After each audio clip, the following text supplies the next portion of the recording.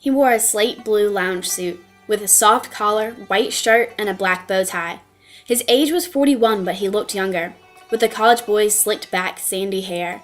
Chin small yet dowdy, cheekbones high, with a trim reddish mustache over a mouth that was but a line. His eyes lay in narrow slits, their straight brown brows close above steel blue pupils. Every feature showed non-Turkish blood. Hellene, Jewish, Circassian. He was born at Salonika. The whole face was sensitive, subtle, and mercuric, rather than domineering. I felt his power of concentration, a ruthlessness with an instant grasp. I wondered, was he an adolescent still, or a man? Quote from an American Foreign Service officer. Mustafa Kemal Ataturk's life and actions changed Turkey and the world forever because of the massive reforms he enacted and the people's lives he transformed. He was born in Salonika in what is now Greece in 1881. Mustafa's childhood was rough. His father died when he was only 3, and he was raised by his mother. She wanted him to get a good education, so even though the family was very poor, she sent him to a fine military school. It was while he was in school in Monastir that a teacher gave him the name Kemal, meaning perfection, because of his skill in mathematics. He excelled in not only mathematics, but all of his schoolwork, and he graduated from the military school with the rank of lieutenant. After graduating, he and some former classmates became involved in Ahmet Riza's Young Turk movement. The Young Turks, with Mustafa Kemal, became very involved in fighting against the Sultan's tyrannical rule.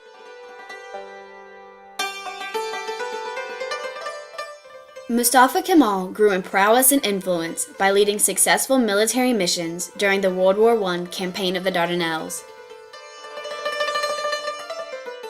Mustafa Kemal did not support the controversial Treaty of Sèvres that was signed after World War I. This treaty, in effect, abolished the Ottoman Empire and divided Anatolia amongst Greece and Armenia. To prevent nationalist forces from fighting back against the treaty, the neighboring Greeks moved in and ravaged the Turkish homeland. The young people of Turkey retaliated against the oppression of the Greeks and joined Mustafa Kemal's movement against them. Mustafa Kemal's nationalist forces eventually managed to push the Greeks back to their homeland. It took 3 years to accomplish this feat. During the War of Independence, he established a rebel, nationalist, democratic form of government in Ankara, with a legislature known as the Grand National Assembly and a president. He was unanimously elected to this position. After the Greeks were forced out of Anatolia, Mustafa Kemal had to deal with the other Western states who had a stake in his homeland. Because it was just after the end of World War I, and the Western powers did not want a new war, France, Italy, and England all settled with Turkey and accepted it as a sovereign nation through diplomatic means.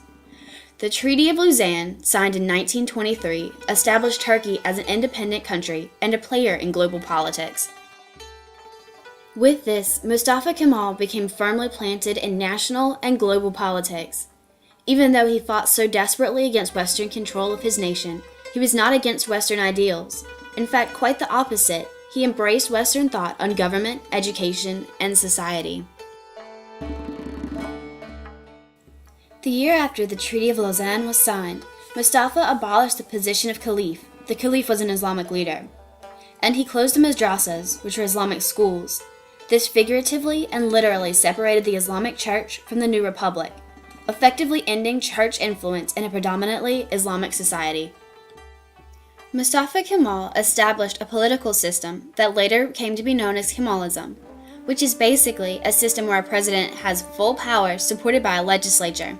It was at this point in his career that Mustafa began looking beyond the Islamic faith to reform, and he set about to modernize his country.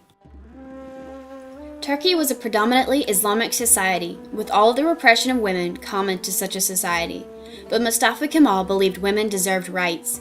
He emancipated women through reforms of what they could wear and where they could work, for the first time allowing women to have jobs outside of the home.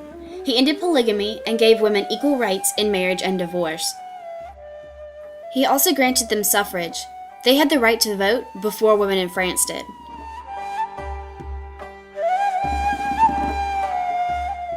Mustafa Kemal not only changed what women could wear and grant them more freedom, he also changed what everyone in society should wear.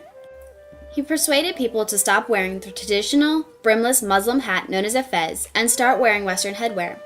The fez, which had started as a liberal reform by a reform-minded sultan wishing to do away with the unwieldy turban, was no longer seen as liberal.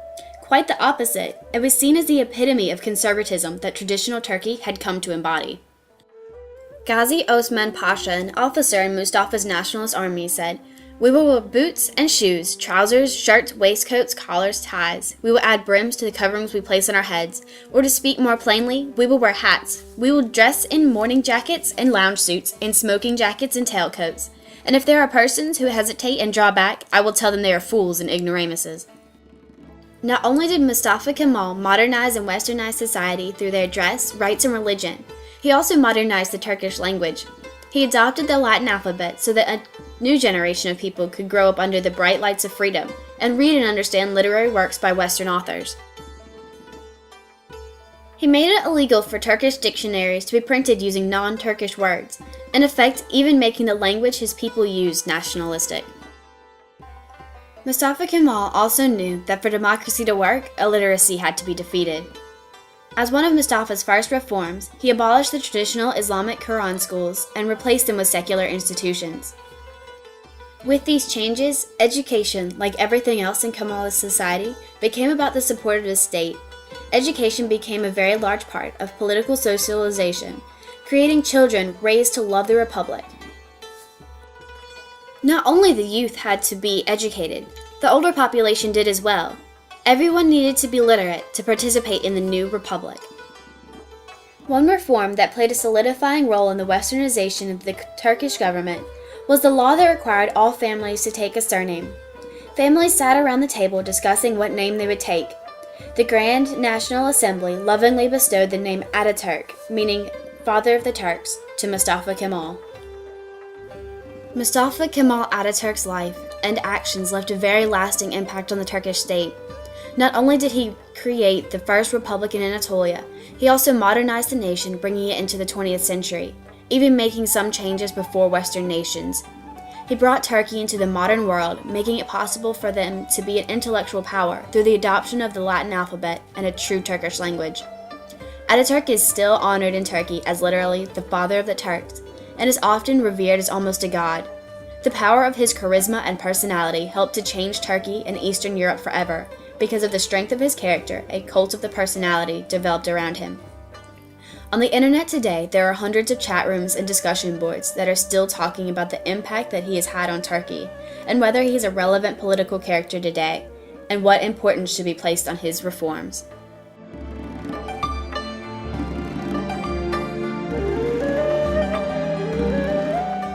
Ataturk is a prevailing force in Turkish nationalism today.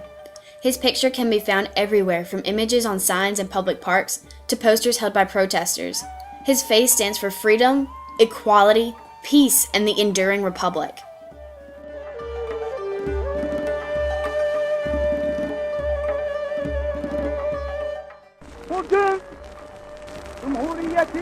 There are two Mustafa Kemals. One is the flesh and bone Mustafa Kemal who stands before you and who will pass away. The other is you, all of you here who will go to the far corners of our land to spread the ideas which must be defended with your lives if necessary. Mustafa Kemal.